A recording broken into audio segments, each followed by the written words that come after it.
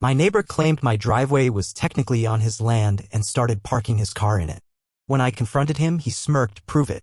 So I hired a land surveyor, and the results showed that not only was my driveway mine, but his shed was actually built on my property.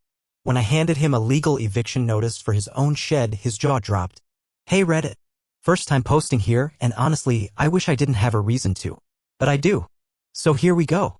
I, 52 male, have lived in the same house just outside Chicago for the last 13 years. It's nothing fancy, but it's mine. It's a brick house with a small yard and a single-car driveway that fits my Honda perfectly. I've never had a problem with any of my neighbors. Until Greg moved in. Greg is in his 40s, divorced, and moved into the house next to mine about 2 years ago. At first, he seemed normal. Quiet guy. Kept to himself mostly. We'd say hi when we saw each other. Borrowed a ladder once. Nothing weird. Then one day about 6 months ago, I came home from work to find a black SUV parked in my driveway. Thought maybe a friend stopped by. But nope, it was Greg's. I figured maybe it was a one-time thing. I walked over, knocked on his door. He opens up, beer in hand, and I said, "Hey man, just letting you know your car's in my driveway." He looks out past me, totally casual.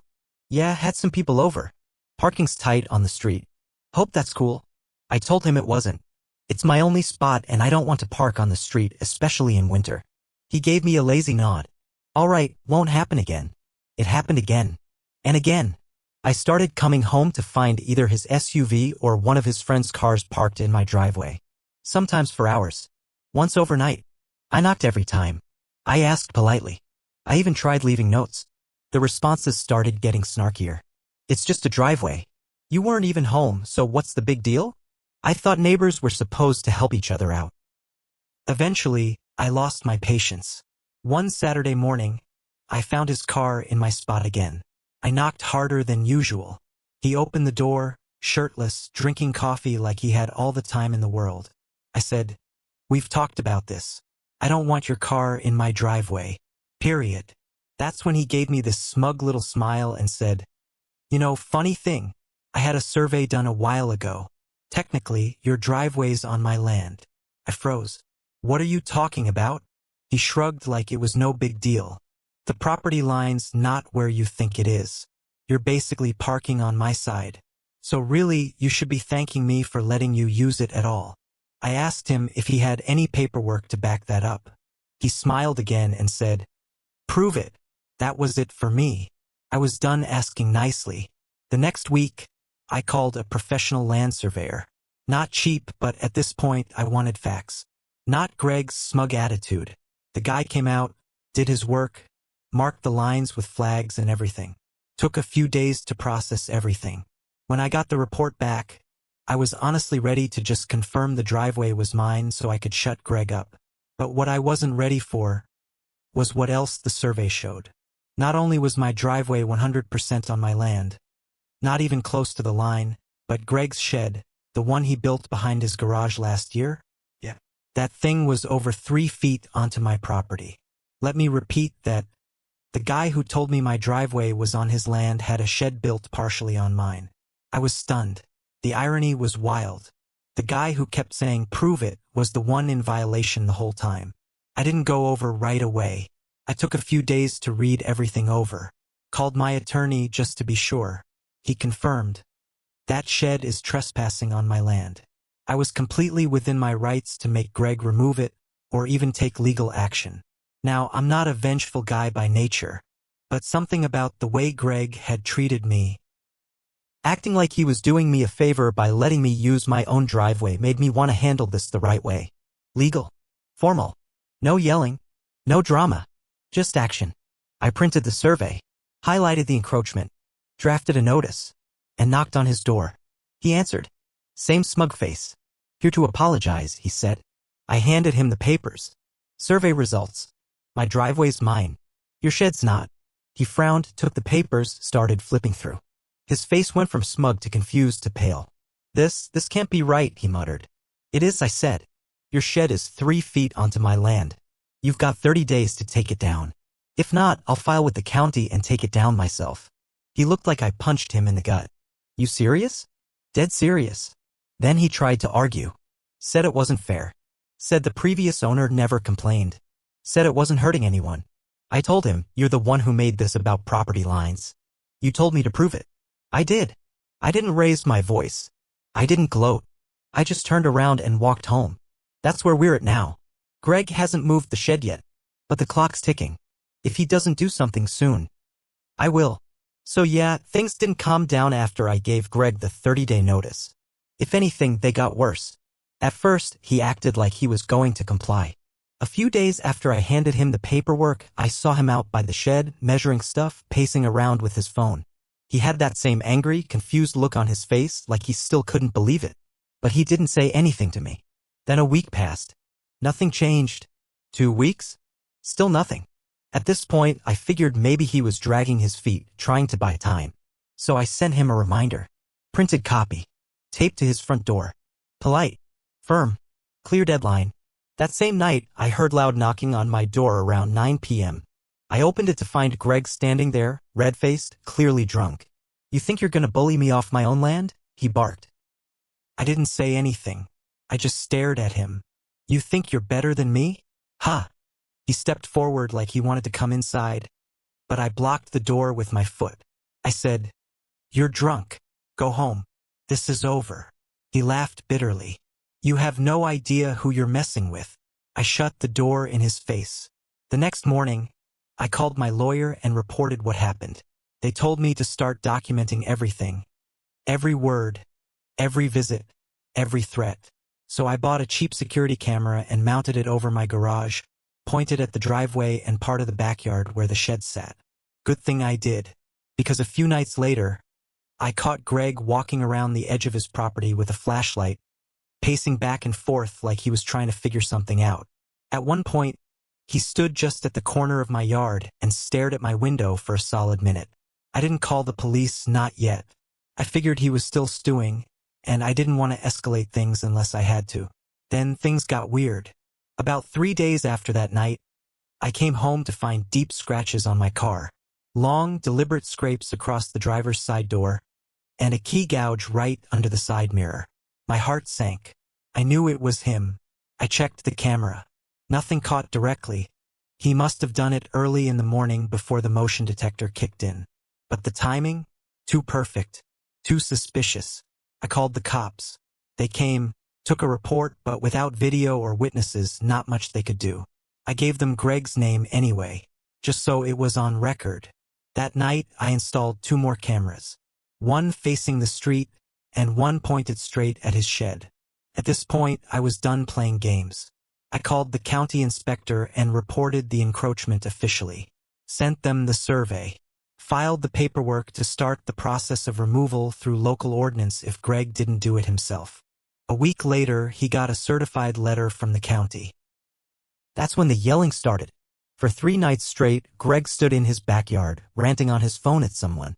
Loud enough for me to hear bits and pieces. "They're trying to steal my shed. I've lived here 2 years, this never came up. That old man's got nothing better to do." "Yeah, I'm 52, not 90, but whatever, Greg." On the 4th day, he started actually moving things out of the shed. Tools, old bikes boxes.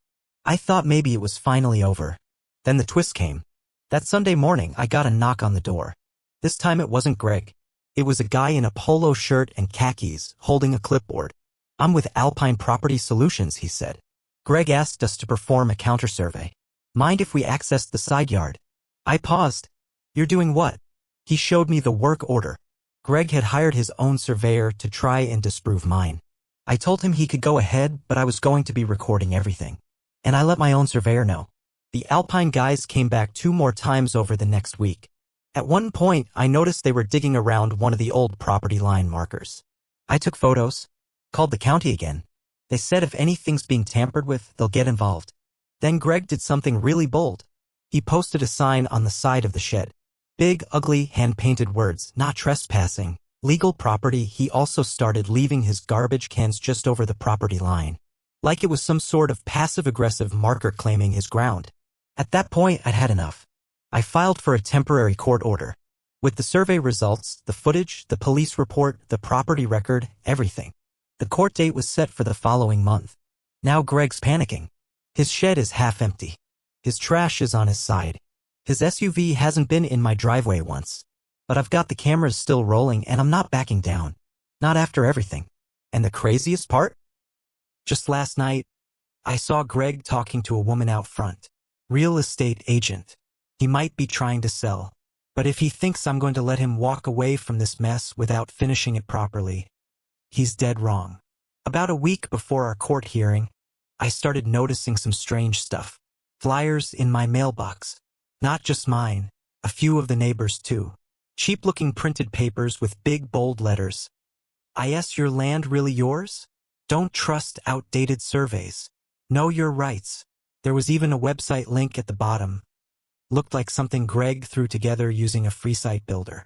The whole thing was full of rants about false boundaries, surveyor fraud, and corrupt zoning boards. I nearly choked on my coffee when I saw one section titled, "My Neighbor, the Thief." He never used my name, but it was obvious. He even included a blurry, zoomed-in photo of the corner of my garage with a red circle around my security camera, like I was spying on him. I showed it to my lawyer, who told me not to engage. Just keep collecting evidence. But the twist? A few days after the flyer nonsense, I got an envelope taped to my front door. No stamp, just taped there like some budget ransom note. Inside, a handwritten letter. It wasn't from Greg. It was from Greg's ex-wife. Let's call her Maggie. Maggie had seen the flyers. Apparently Greg mailed one to her dad, too. And she wanted to clear a few things up. According to her, Greg had pulled this property stunt before. Not the same exact way, but when they lived in Arizona years ago, Greg got in a fight with a neighbor over a fence and ended up being fined after trying to dig up the neighbor's flower bed, claiming it was on their land. He even dragged the HOA into it and made things so bad they had to sell the house at a loss. She said she felt bad for me and wanted me to know he doesn't let go of things. Great. Now I had a crazy neighbor and a background file. Fast forward to court day. Greg showed up with a folder thick enough to look serious. He wore a suit that didn't fit, looked like something from a high school debate team. I came in with my lawyer, survey, county letters, police reports, photos of the shed, everything. The judge was calm, professional. He let Greg speak. Greg went on a 15-minute speech about how surveys can be subjective and manipulated.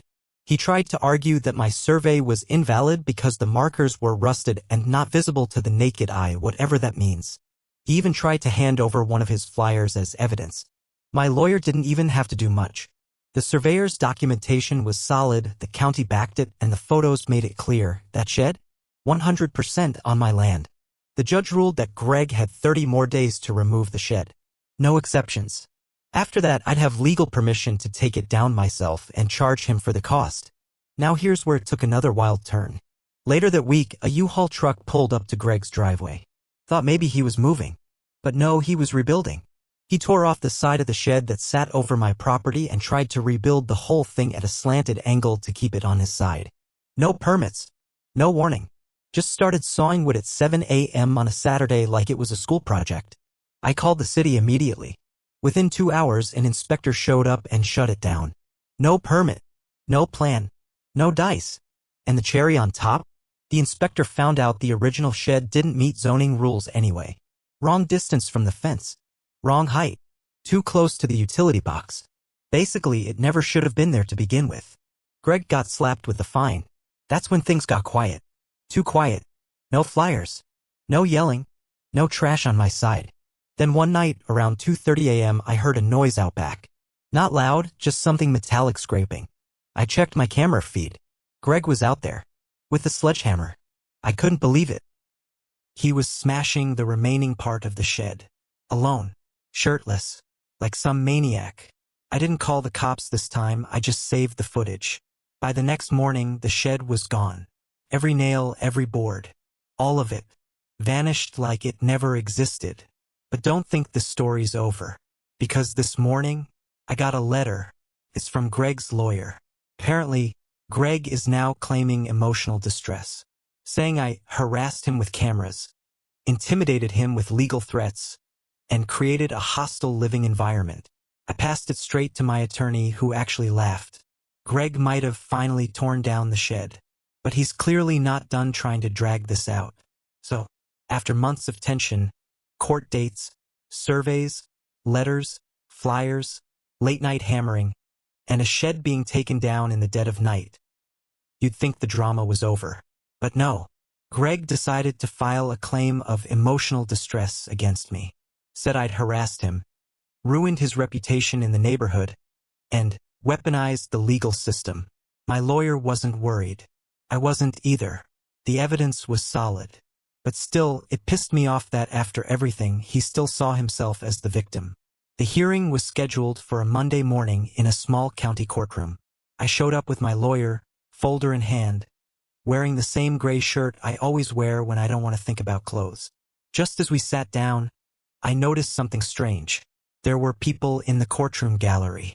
Not just random folks, neighbors, Mrs. Halpern from across the street, Steve who lives 2 doors down, even Amanda, who walks her dog past our houses every morning. Turns out word got around. People knew about the shed, the flyers, the trespassing sign. Some of them had received those flyers too. Greg walked in late, hair uncombed, suit too tight, carrying a crumpled folder under his arm. He barely looked at me. When the judge called his claim, Greg stood and launched into what I can only describe as a meltdown in slow motion. He started off composed, said he'd been harassed by aggressive surveillance, that I'd caused significant psychological distress, and that I had turned the neighborhood against him. Then it got personal. He said I set him up to fail, that I acted like some big shot because I was older and owned the house longer, that he never got a fair shot. I watched the judge's eyebrows raise slightly.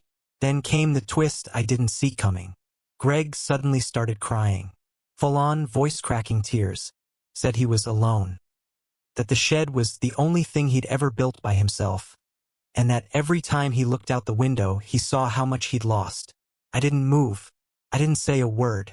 But I heard a sniffle, Amanda in the gallery, and a soft gasp from Mrs. Halpern. Then Greg said this. I just wanted to feel like something here was mine. And now, I feel like I'm not welcome anywhere. The room went dead quiet. My lawyer stood and calmly laid out our case. Showed the survey, the damage to my car, the court orders, the flyers, the security footage. The judge ruled quickly. No emotional distress, no damages. Case dismissed. Greg sat back down, defeated, eyes hollow. He didn't look angry anymore, just empty. But the confrontation wasn't over. As we were walking out, Amanda caught up to us. She pulled me aside and said, "Hey, he's awful, but I think he's seriously not okay." I nodded, unsure what to say. Then Greg came out.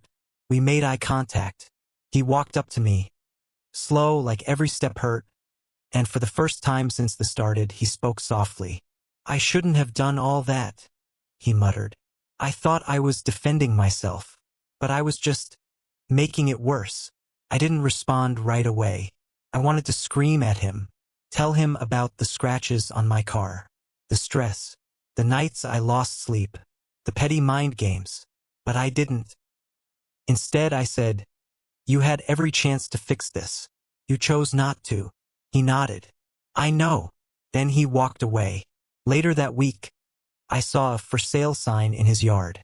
He didn't talk to anyone, didn't throw a goodbye party, just packed up his things and left. And honestly, I didn't feel happy. I didn't feel victorious. I felt tired.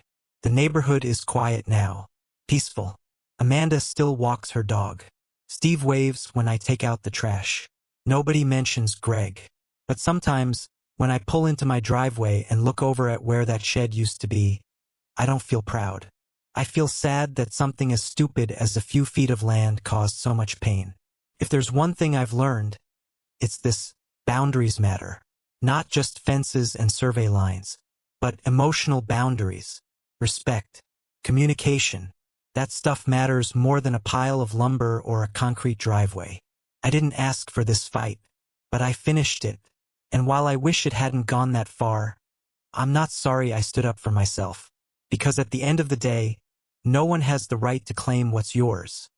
Whether it's land, peace of mind, or your damn driveway.